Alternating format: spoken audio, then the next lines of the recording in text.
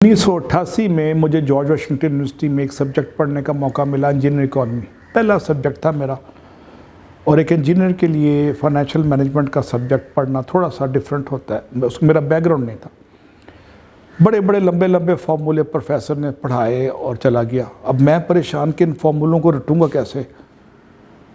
अगले हफ्ते मेरे लिए एक प्लेजेंट सरप्राइज़ आया कि ये सारा एग्ज़ाम ओपन बुक होना है, कंसेप्चुअल होना है और कुछ रटने की ज़रूरत नहीं। आप कैलकुलेटर भी इस्तेमाल करें, नए नए एडवांस कैलकुलेटर उस ज़माने में आए थे, प्रोग्रामेबल। उस पर से आप इंटरनल रेट ऑफ रिटर्न भी निकाल लें और बटन दबा दें।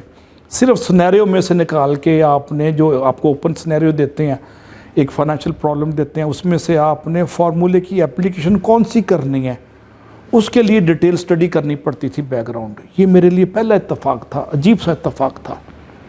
टीचर क्लास में आता था और फार्मूलों के मेमोराइजेशन पे जोर नहीं देता था, कॉन्सेप्ट की एप्लीकेशन पे जोर देता था और चला जाता था मानूस अजनबी की तरह। जो नासिर काज़मी का शेर है ना कि गई वृतों का सुराग लेकर किधर से आया किधर गया, वो बड़ा मानूस अजनबी था, मुझे तो हैरान कर गया वो। तो वो प्रोफेसर मानूस भी थे और अजनबी भी थे।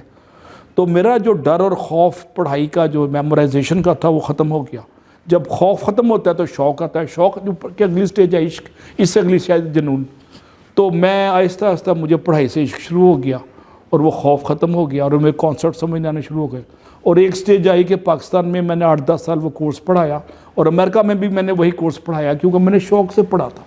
तो हासिल कलाम क्या कि पाकिस्तान के पॉलिसी मेकर्स को फौरी तौर पे ओपन बुक, ओपन नोट्स लाजमी कर देने चाहिए। और इसको यूटी यूनिवर्सिटी में मैंने तजर्बा किया है, केस में तजर्बा किया, यूनिवर्सिटी ऑफ लाहौर में तजर्बा किया और लाहौर स्कूल ऑफ मैनेजमेंट तजर्बा किया, और लोगों ने बेहतरीन सीखा और बेहतरीन सिखाया। तो एजुकेशन के अंदर नए तजर्बों की ज़रूरत है, तदरीस में और क्लास मैनेजमेंट सिस्टम दोनों में।